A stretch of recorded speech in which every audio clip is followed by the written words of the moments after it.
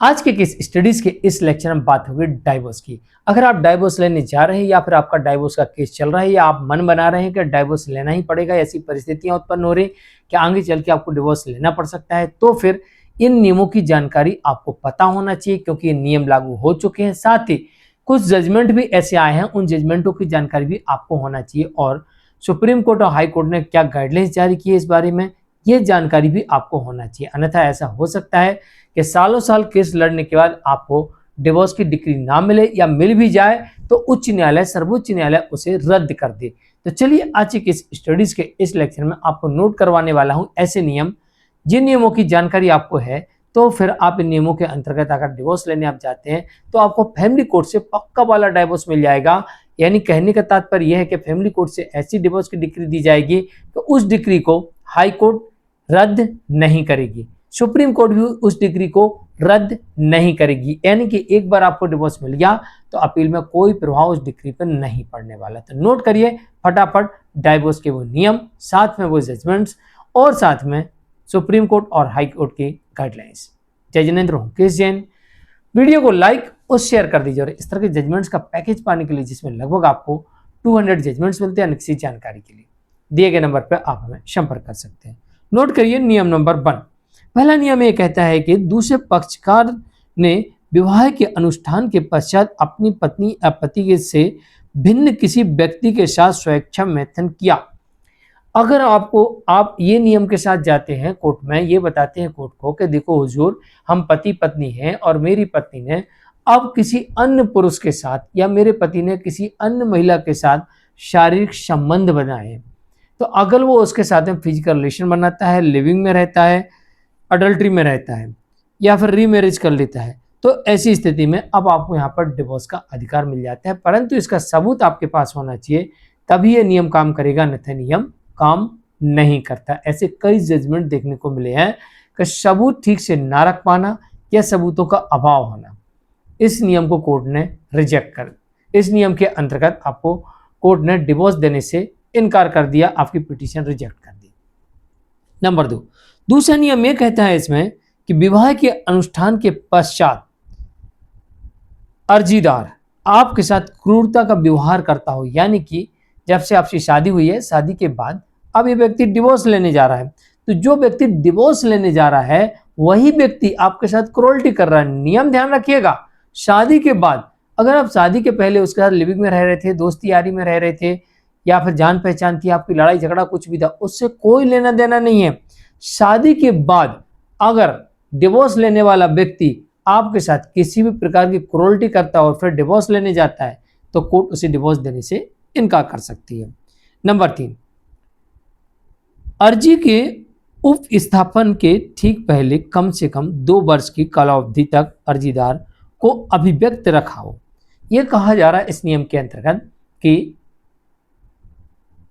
ठीक 2 साल या इससे अधिक समय हो गया, कम से कम 2 साल का समय होना चाहिए कि पति पत्नी दोनों अलग रहे थे, अब आप डिवोर्स के लिए स्वतंत्र हैं और डिवोर्स के लिए जा सकते हैं। तो 2 साल की कालावधि होना जरूरी है, 2 साल आपका अलग अलग रहना आवश्यक है अगर आप वन साइडेड डिवोर्स के लिए जाते हैं। लेकिन एक जजमेंट ऐसा भी देखने को मिला जहां पर कोर्ट ने यह कहा कि इस केस में ऐसी परिस्थितियां हैं कि 1 साल अलग रहने पर भी आपको डिवोर्स दिया जा सकता है। तो कानून में लिखा है 2 साल अलग पहले रहना है, लेकिन जजमेंट कहता है कि 1 साल आपको अलग रहना है, तब भी आपको परिस्थितियों के आधार पर डिवोर्स मिल सकता है। नंबर 4 में यहां पर यह कहा गया है कि दूसरे धर्म को ग्रहण कर लेना। अब आप हिंदू नहीं रहे, आपने धर्म परिवर्तन कर लिया। अगर आपके जीवन साथी ने अपना धर्म परिवर्तन कर लिया, दूसरे धर्म में चला गया, तो आप उससे डिवोर्स ले सकते हैं क्योंकि अब वो हिंदू नहीं रहा। 5वां नियम यहां पर यह कहता है कि दूसरा पक्षकार असाध्य रूप से विकृत रहा। दूसरा पक्षकार जो आपका जीवन साथी है वो असाध्य रूप से विकृत चित्त, यानी कि नशे में रहा या फिर पागल रहा, विकृत है मतलब होश में नहीं है, बेहोश रहा, असाध्य रूप से, वो ठीक नहीं हो सकता। अब ऐसा नशा कर रहा है, एक उतर नहीं पाया फिर दूसरा कर लिया, एक उतर नहीं पाया फिर दूसरा, धुत पड़े हुए 24 घंटे, या फिर पागल हो गया है असाध्य रूप से, यानी कि वो ठीक नहीं हो सकता, असाध्य बीमारी हो गई। तो भी यहाँ पर डिवोर्स का कारण बनता है, क्योंकि यहाँ पर आप मानसिक रूप से मानसिक पीड़ा का एहसास करते हैं, इस कारण से डिवोर्स यहाँ पर आपको मिल सकता है। इसके अलावा 5वां नियम ये कहता है यहाँ पर कि जो आपका जीवन साथी है वो यौन रोग से पीड़ित हो गया, जैसे HIV वगैरह यौन संक्रमण से वो पीड़ित है, अगर ऐसे यौन संक्रमण हो गया उसको, तब भी आप उससे डिवोर्स ले सकते हैं। 6वां नियम यहाँ पर यह कहता है कि आपका जीवन साथी है वो बाबा बन गया, गृहस्थ जीवन को छोड़ के आश्रम के जीवन में चला गया, जंगलों में चला गया, तपस्या करने चला गया, बाबा बन गया, तो फिर आप उससे यहाँ पर डिवोर्स ले सकते हैं, यानी कि उसने संसार को त्याग कर दिया। अब बहुत से पति मुझसे कई बार सवाल करते हैं कि सर एक चीज़ बताइए, अगर हम संन्यास ले लें तो को भाई संन्यास ले लोगे तो भी आपको यहाँ पर मेंटेनेंस तो देना पड़ेगा, मेंटेनेंस से नहीं बच सकते, ऐसा जजमेंट देखने को मिलता है। बाकी केसेस भी आपके ऊपर चल सकते हैं। इसके अलावा आपकी पत्नी आपसे डिवोर्स भी ले सकती है और दूसरी शादी भी कर सकती है, ये भी हो सकता है। नंबर 7 यहाँ पर यह कहता है कि दूसरे पक्षकार के बारे में 7 वर्ष की कालावधि में उन लोगों द्वारा जिन्होंने दूसरे पक्षकार के बारे में यदि वह जानता हो तो स्वभावतः सुना होता है या नहीं। देखो यहाँ पर यह कहा जा रहा है कि जो आपका जीवन साथी है पिछले 7 सालों से आपने उसके बारे में काफ़ी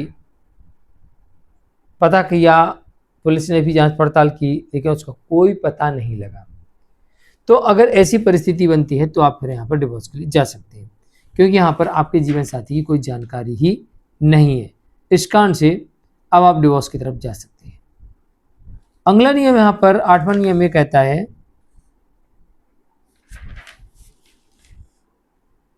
कि विवाह के पक्षकारों के बीच उस कार्रवाई में जिसका भी पक्षकार थे, यानी कि पति हो या पत्नी हो, कोई भी हो सकता है इसमें पक्षकार, तो दाम्पत्य अधिकारों की स्थापना में आज्ञप्ति के पारित होने के पश्चात एक और उसने अधिक की कालावधि तथा दाम्पत्य अधिकारों के प्रत्यावस्थान नहीं हुआ। यानी यहाँ पर एक कहा जा रहा है कि विवाह के बाद दोनों पक्षकारों के बीच में